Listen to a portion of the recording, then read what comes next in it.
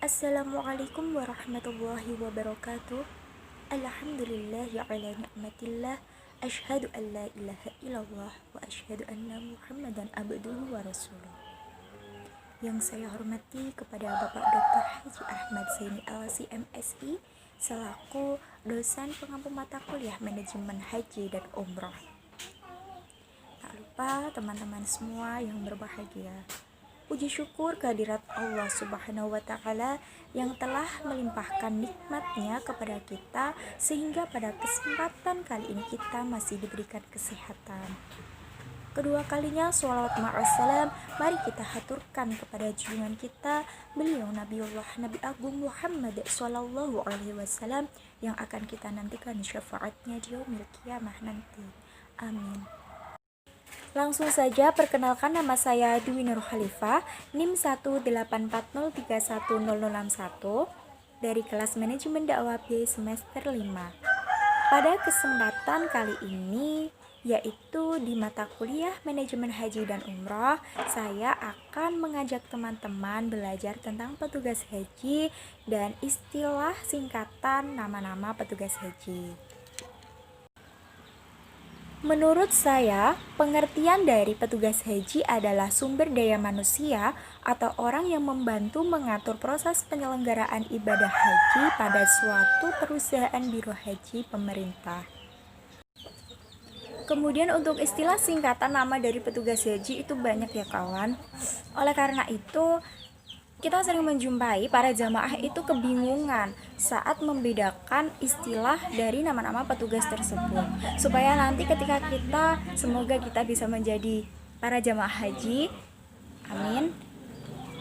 Untuk itu kita perlu mempelajari istilah singkatan dari nama petugas haji ini, supaya itu tadi kita tidak kebingungan membedakan istilah singkatannya gitu.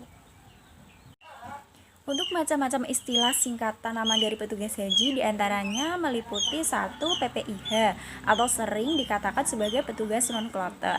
Kemudian yang kedua ada TPHI, kemudian yang ketiga ada TPIHI, yang keempat ada TKHI, kemudian yang kelima ada TPHD, kemudian yang keenam ada TKHD, dan yang ketujuh yaitu ada petugas kloter. Gitu. Banyak kan? Kita mulai dari yang pertama yaitu PPIH atau Panitia Penyelenggara Ibadah Haji. Ini juga disebut sebagai petugas haji non-kloter. Mereka bertugas untuk memberikan pembinaan, pelayanan, dan perlindungan kepada para jamaah haji di Indonesia dan juga di Arab Saudi selama masih dalam masa operasional penyelenggaraan ibadah haji.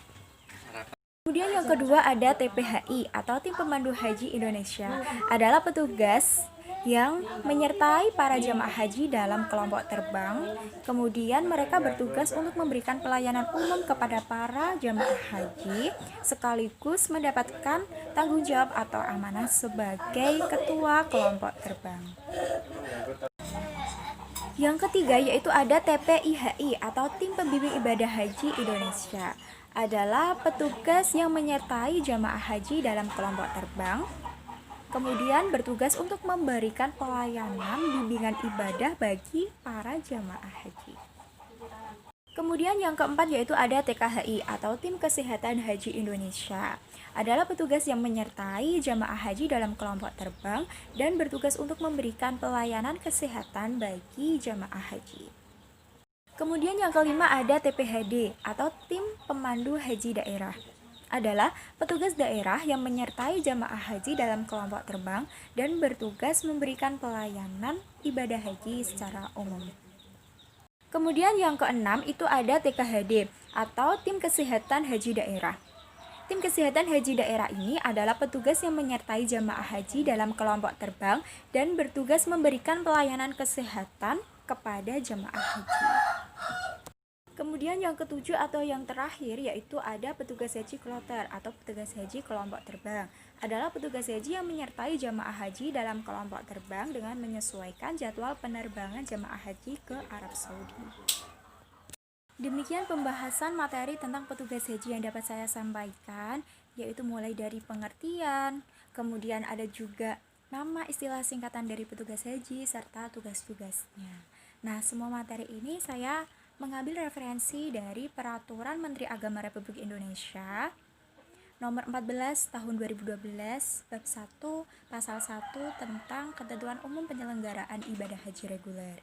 Dan ada juga saya mengambil dari referensi www.kemenaksleman.net. Seperti itu ya kawan.